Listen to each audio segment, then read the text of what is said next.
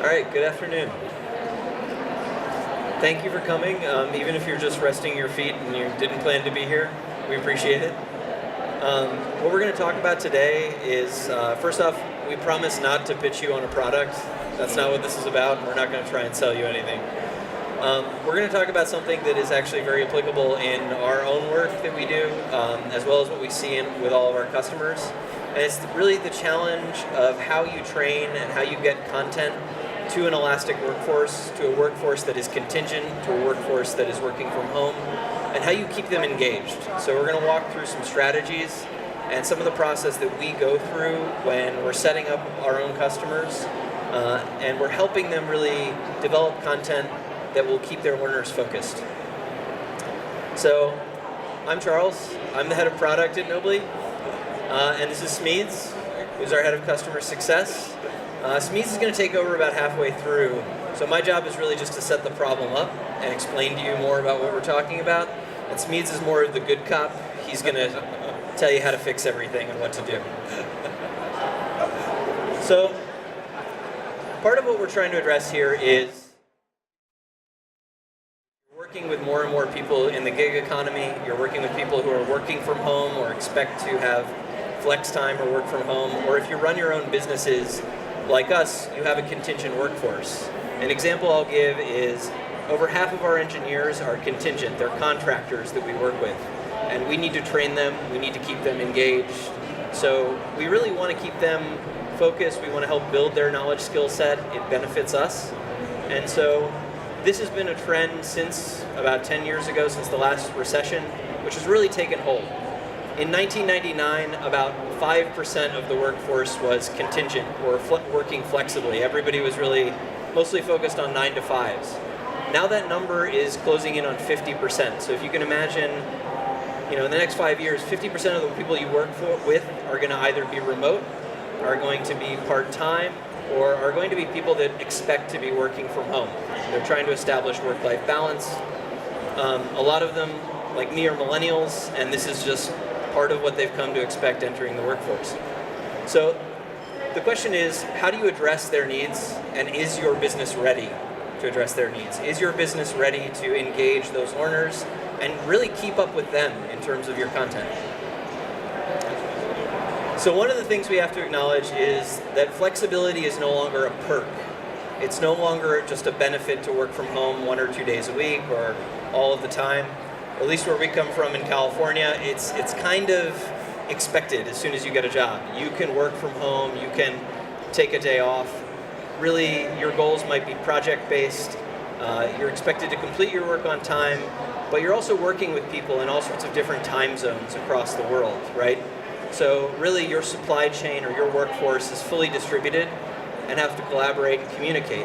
Now, it's a very big challenge to try and train that workforce and try and keep them productive and engaged. Also because they have shorter life cycles in terms of staying with your company. Now on average, each one of us is going to have at least 10 different jobs in our lifetime. Millennials, on average, change jobs every 24 months, and that cycle is actually decreasing. So you've got to ensure that you're training your employees properly, you're keeping your workforce engaged, and there's an expectation, at least from younger generations, that compensation isn't the most important thing. It's really knowledge. They want to improve their skill sets. They want to feel like they're interested, they're engaged, they're equipped for the next thing. So let me just ask you, how many of you work from home at least 1 day a week? Raise your hands. It's like the whole audience. How many of you feel like you don't get to work from home enough? Just you, right? I'll raise my hand. And how many of you work with people who work remotely or work overseas? You're collaborating online. So it's a large number of you, and you've probably seen that change quite rapidly in your lifetime. Well, what research has shown, and this is coming from the Harvard Business Review, is that there's an aggregate 54% gap in between what employers provide and what their employees actually expect in terms of flexibility. So they expect at a very high level to be able to keep their jobs, do their work, be trained, however, do it from anywhere that they want to be. So adapt their location. They also expect to be able to adapt their schedule. They may not want to work 9 to 5 based around your clock. if your goal is to deliver something with a deadline and it's project-based, it's about getting the work done when you can work. It's about structuring your schedule around that. There's also the expectation that they can work remotely, that they can vary their schedule based on what's happening in their personal lives. They can travel less and less, and they can even work part-time. So that's part of the gig economy. It's the ability to do more than one thing. And these types of learners, not only do they expect flexibility, but their expectations around flexibility in the workplace reflect their expectations in terms of learning content and how they're actually trained. So the majority of them expect to be able to learn on the go. So you have to ask yourself, is your content mobile? Is it mobile friendly? Is it on demand and accessible at any time a learner needs it? They expect or anticipate self-direction. We're moving more and more away from these didactic modalities, from having a single LMS where you've just uploaded all of your content, telling someone to go there and just complete A, B, C, D. It's less of a curriculum approach, and it's more of a content on-demand approach. And then the other thing, just to reiterate, is career fluidity. I can't speak for my generation, but the idea that we're changing jobs every 24 months, we're in San Francisco, and I have to say, working with engineers in San Francisco, when you talk to them, they're like, oh yeah, I've been at this place a long time. And it's like, well, how long have you been there? And they're like, 13 months. You know, it feels forever. Like they're looking for the next thing. So you have to be prepared for that. So the question then is, how do you actually train these people who are never present at the same time? You know, this invisible workforce that's learning on the go, learning when they want to work, or when they want to learn, working various schedules, not in the same place. So that's really what Smeeds is going to answer. So I'm going to leave him with the big question, part of the problem. But we're going to break this down a little bit more for all of you. So the first thing is, what problem are you trying to solve? It may seem obvious, right? Somebody may complain about something, and you may say, okay, I'm going to react to that question. I know how to fix that. We would recommend not doing that. We would recommend actually taking what we call bottom-up approach, analyzing the problem and understanding what the value is that the learner really wants. The other thing is developing learner personas. So how many of you are familiar with marketing practice of developing buyer personas? Fairly familiar? How many of you actually develop user personas for your learners? One guy. Okay. Yeah. This is really important. This is a needs analysis for the people who you are sending content to. So you spend a lot of money and time invested in developing content, but it may just hit a wall. You may be getting a lot of blank stares when it finally reaches your audience. And then what is the state of your content? Can you access your content at any time? Is it flexible? Is it portable? Can you distribute it easily? Can you update it speedily? Because one of the things we're going to talk about is currency. So that's the question of, what is your timeline? Currency in this market is extremely important. And I'm not talking about money. I'm talking about keeping your content relevant for your learners. Because again, they're on the move. Learning on demand is a big part of this. And then, just going back to this, what is your delivery strategy? Are you using a traditional LMS? Are you using an LEP? Are you using an LXP? How do you reach your learners at the point of need? You really don't want to be telling people that they have to log in and spend 6 hours of their day doing something. You want to make it available to them. You want to make it convenient. All right, Steve.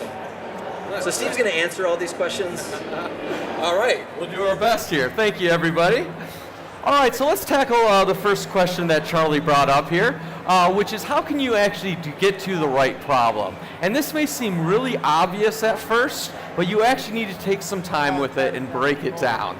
And the first thing I'm going to suggest before we get even to the problem solving is this concept of elastic thinking to go with your elastic workforce. And elastic thinking is really kind of opening up your mind. It's almost the opposite of logical, critical thinking, but it's being open to new ideas, to generating new concepts, to kind of getting out of the paradigms that you're stuck in and thinking about new ways to approach a problem. It's really imaginative, original, and non-linear. A great example of this is like driving your car from home to the grocery store is very logical thinking. You're mapping something out. There's not a lot of imagination or creativity that's going on to it. But the person who actually invented the automobile was practicing elastic thinking. They came up with a new concept that had never existed before that really changed the planet. So there's a lot of ideas of how you can actually come up with novel solutions to problems by practicing elastic thinking. And so one way you can actually put this into practice is think about your solutions and not just your programs. And to give you an example of this, you may come down with, we need to roll out some executive leadership training, or we need to roll out some compliance training. But if you just start with that problem statement and don't go any deeper into what people actually need to learn, you're not going to come up with a very effective learning strategy. And I'll just give you a little example on this. We have Willy Wonka up on the screen, another great example of an elastic thinker in my book. And he's kind of poking fun at people who are spending too much time in elevators, poking buttons. They're really washed and they're really frustrated that they're waiting so long. And this was actually a real world problem once upon a time. My little story here is back in the 1920s in New York, there was a manager of a multi-storied office building, and he was getting tons of complaints from his tenants about the elevator wait times. They're waiting too long for the elevator, they're getting very frustrated, and they were actually threatening to leave. They were talking about breaking their leases and moving away, and he was really panicking. He had to come up with a solution to this problem. When he looked at just what the problem statement was, elevators too slow, to actually fix that problem was prohibitively expensive for him. You have to rip out the old elevator, bring the new elevator in, all the cost and permits and everything that went into that, it just wasn't going to work for him. So he was ripping out his hair, not sure what to do, not sure how to solve his problem, and not lose all his tenants. Luckily on his staff, he had a newly hired young graduate from a psychology program. And this new employee said, hey boss, let me take another stab at this from a different angle. Let me apply some of the things I've learned from psychology to see if I can dig a little deeper on this problem. So this employee hung out in the lobby, started interviewing people that were waiting for the elevator, started looking at what was going on. And quickly what he realized is people weren't timing the elevator. They weren't upset about the elevator performance. What they were actually were bored. They were bored sitting in the waiting room, watch the numbers click down, nothing happening, and they were getting really frustrated at that. So he started to think to himself, I'm not trying to solve elevator performance, I'm trying to solve the boredom problem. And so he came up with a really elegant and very cost-effective solution, which was just to put mirrors in the boarding areas of all the elevators. Because he realized one way to keep people from getting bored is to let them look at themselves. That always seems to entertain people for a couple minutes. And so by installing these mirrors, lo and behold, all the complaints disappeared, none of the tenants moved out of the building, and he solved a problem. And this just kind of goes to show that if they had just taken the problem at face value and tried to solve that, he would have been spending a ton of money and it probably wouldn't be that effective. By taking a bottom-up approach, breaking down what was actually bothering people and what they needed to solve, he came up with a much better solution. And you may notice this all today, pretty much any building you go to nowadays has a mirror in the elevator lobby. So the next time you're checking yourself out at it, think about somebody actually solved a problem by putting this mirror here for me to look at. And I'm not that bored. So it kind of shows how you can come up with better ways to solve problems by digging into it. That's kind of what we mean to by reverse the funnel. Think from the bottom up instead of the top down when you're coming up with your solutions. Another great thing to mention is the past is not precedence. I'm not saying just throw out everything you've ever learned, that nothing we've learned in our history of learning doesn't apply, but it also means you can't be beholden to it. The pace of change nowadays is so fast across all fronts, technology, people, learning theories, learning technologies, that you need to evolve with it. You can't just stick to what worked before, or you'll get left behind and your workforce will leave you behind. So it's really important to evolve along with the rate of change. So go off this, you've got to define your success, get to the real problem, and then how are you actually going to solve this for your people? Well, all right, so the next step in this is once you actually think you have the problem nailed down, you've got to drill down into who your audience really is. And this becomes really critical when you have an elastic workforce because, 30 years ago, they stuck everybody in the room, gave them the same training, it was one size fits all, and that works great when everybody's sitting in the same building doing the same thing. It's just not true anymore, so you have to divide your learners up and learn a lot more about them. So the way we do this, again, taking a page from marketing, is actually break your community of learners down into different learning personas. So what we mean by do this is first you need to identify your audience. You need to pull in a lot of data, you go out and do a lot of interviews with your staff, have your subject matters out interviewing and talking to people to start developing a picture of who these people are. And then you want to analyze this data and put it all together in a hypothetical example person. It's not a real person, but they have a real history, a real background. You break it down with an actual picture of them, where they come from, what their needs are, and it goes deeper than just what their work needs are. What are their beliefs? What is their mastery of technology? Are there regional differences for them? Are there language differences for them? What are all the different pieces that make this learner different from a learner in a different part of your company? So you've really got to analyze that data, break it down, and get down to who your learners actually are. And then once you have this together, you put this together in this nice bio, and then you, of course, have to use it. You actually have to design this into all the processes as you're developing your learning. You should be thinking about these personas in every step of the way, every conversation that you're having with your design team, and you really got to play devil's advocate thinking about it from this person's point of views. What may they not know? What may you expect that they already know that they don't? What challenges are they going to have with the language or the technology? And really think that through, sitting in their shoes, how effective your training is going to be for that. And of course, once you have it right, we all know you have to iterate against this. You're not going to get it completely right out of the gate. So as you roll these training programs out, you want to make sure you have a stakeholder that represents these actual personas that can test the training you're rolling out, telling them if they're being effective, and then iterate and repeat and fine-tune to really make it the perfect training for each of the type of employees that you need to train in your Elastic workforce. So we've got the problem down. Now we know who we're trying to train. So the next most important thing is content. And we like to say around here is content is king, delivery is queen. And what we mean by content is king is it's so important to have content that speaks to the learner personas that you design, that's going to be effective to help them train. You've really got to personalize it, and you personalize it by knowing who your learner personas are. What's going to speak to them and what's going to be effective to get that point across. Another great thing you can say is you can democratize the process. Are you just having one person design all the training, or are you taking input from a lot of different areas? Are you let other employees and coworkers help train each other? Where is the source of all this content coming from? Another big important thing for content is make it interactive. Studies after studies show that training sticks more when you actually have to engage with it, when you have to practice it, when you have some peer feedback with it. That helps get it stick rather than reading static documentation or videos that don't give you a chance to actually engage with it, interact with it. Another important thing as you're working on your content is to make it shareable. You want this content to speak to the user so they want to share it with their other coworkers. And here we can kind of take a look from Twitter or Facebook. What does actually make content shareable? And steer away from political discourse, but there are a few things that we can learn here. Things such as it has to hit an emotional chord. It has to really speak to them and actually speak to who they are as a person. It has to be valuable. It actually has to give them something that changes them, that makes their lives better, makes their learning more effective.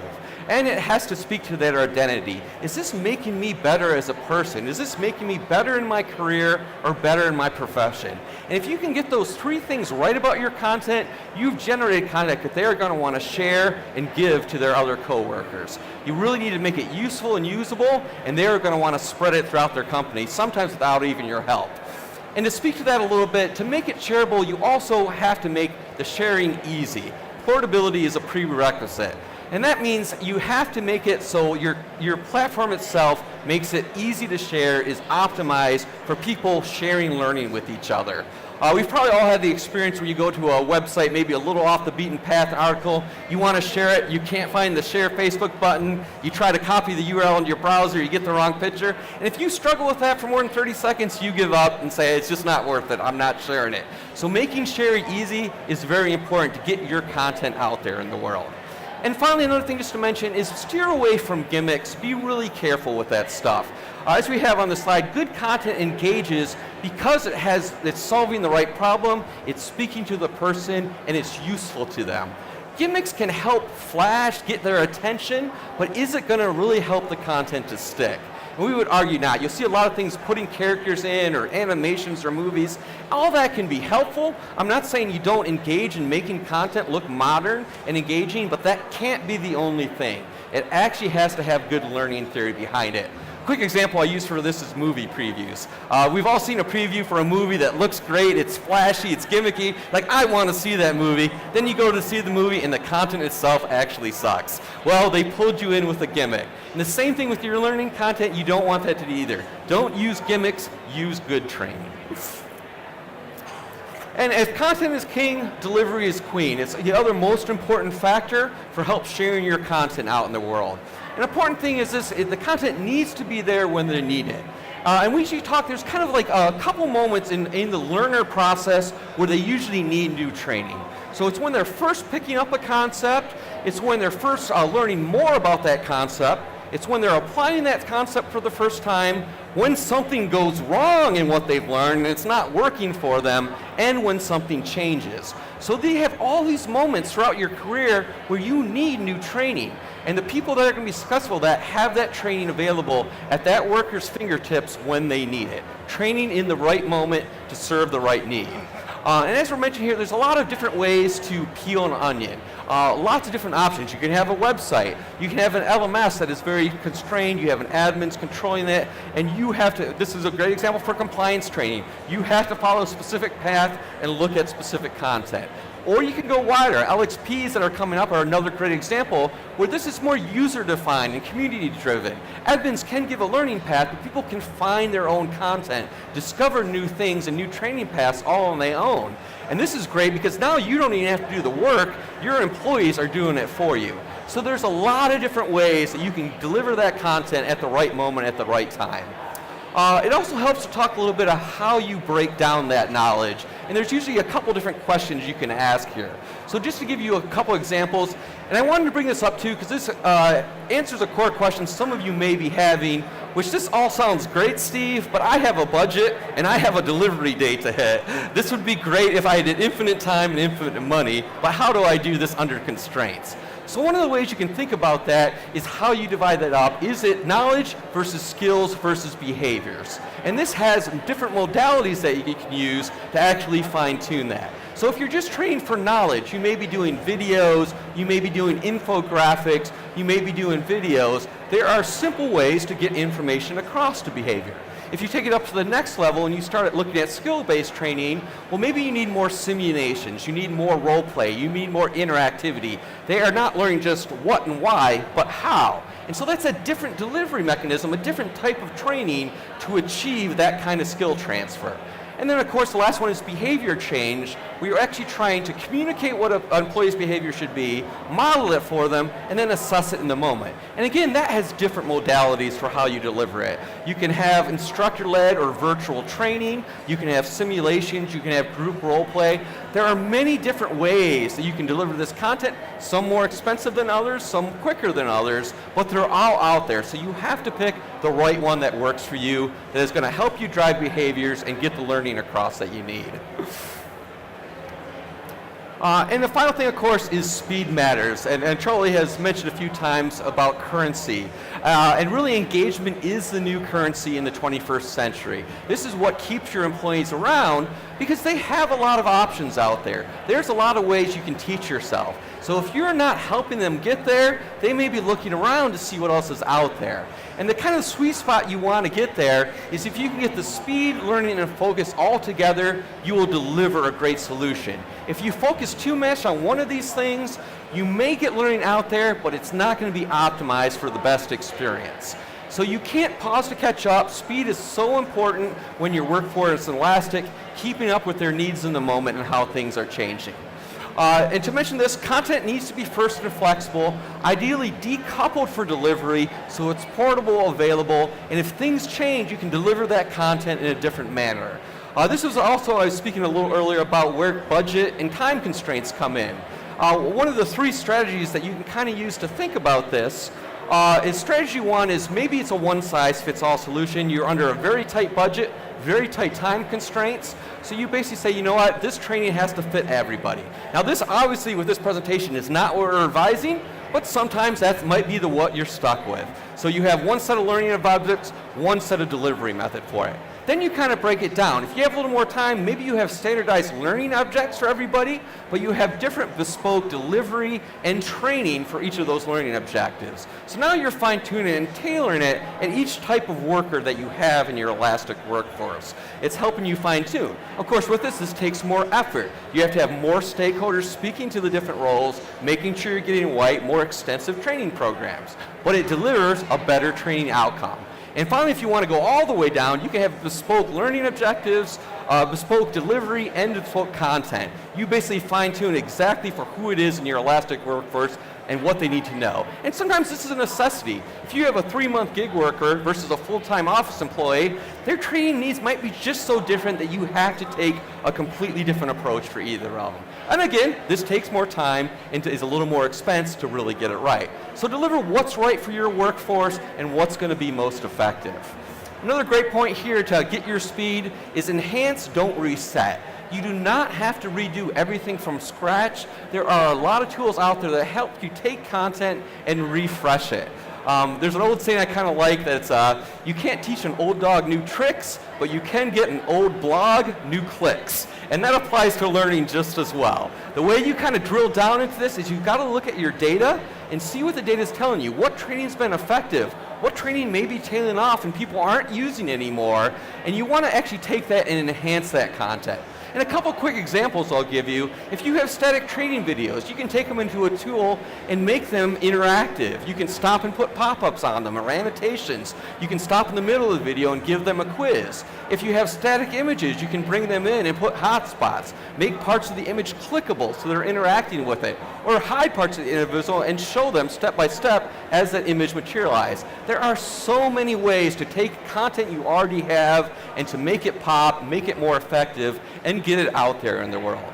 And also some just kind of standards, check your links, check the data that you're saying you're training, check your results, make sure that your content is fresh and up to date, because if people don't trust the content that they're reading, they're not going to get a lot from it. You have to establish trust with your learner, and by doing that, you need to keep your content up to date and relevant. And then finally, don't fear change. There's always pressure not to change things, to stick with the status quo. In a lot of ways, humans would rather be unhappy than uncertain. And so you need to get over that hump in your organization. And a lot of that, you can do that by choosing the right technology. Choose technology that's going to adapt and change with you in the future. Choose a technology that's allowing you to connect into lots of different things that may come up that you're not even anticipating at this moment in time. You want to do a thorough analysis of it, and one thing we highly recommend is pull all your stakeholders in, not just one person, look at the data, evaluate the software, try it out for yourself.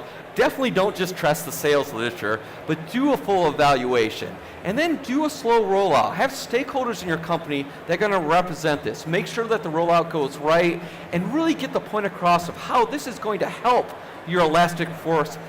Help them in their professional develop, help them learn quicker, that this is really a value add to not just their performance on the job, but their performance in life. And they will love you for it and stick around and want to learn more from you. All right, so just to recap here, because Sameed's dropped a lot of information on you, so it's a lot to digest. The slides will be available to share, and we do actually have a bibliography for all of the research for this. Re-examine the problem you're trying to solve. So really, sometimes the problem you're trying to solve is not self-evident. You know, it's worth taking time to analyze what you're actually trying to accomplish. Learn about your learners. Now, as Steve said, that can be time-intensive, that can be cost-prohibitive, but it's worth it. It is good to understand who you are delivering and designing your content for, and how different they are across different spaces.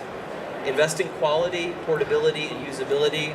That sounds expensive, but it actually isn't. There's a lot you can do with content to improve the quality of it and the usability of it. Probably in the next few years, if you're not facing this challenge now, you've got a lot of legacy content in sort of static aspect ratios that you need to make mobile friendly, and you need to find new means of distribution for. There are good solutions out there for that. And then deliver to the point of need. This is very important. LMSs are a good destination for content, but if you spend all your time driving your learners to your LMS, then you know something's wrong. Your learners should be able to seek out that content, they should be demanding that content, and they should be wanting to learn. And then develop a process for continuous improvement and delivery. this is what's going to keep things fresh. Honestly, this is what's going to deliver your return on investment. Because you can spend all your time on items 1 through 4, but when you get to 5, if you don't have a process for change, then your content will grow stale and your learning could die on the vine. And you have to avoid that. So, just to clarify who we are an authoring platform. We're not an LMS, we're not an LXP, we're not a consultancy, but we just wanted to share some of our strategies around how we serve our customers and what we do when we do a needs analysis and we bring somebody else on board. If you want, we're right behind the wall there. Come check us out. We do have drinks, so it's about that hour, and we're happy to talk to you, answer any questions you have. Thank you. Sorry,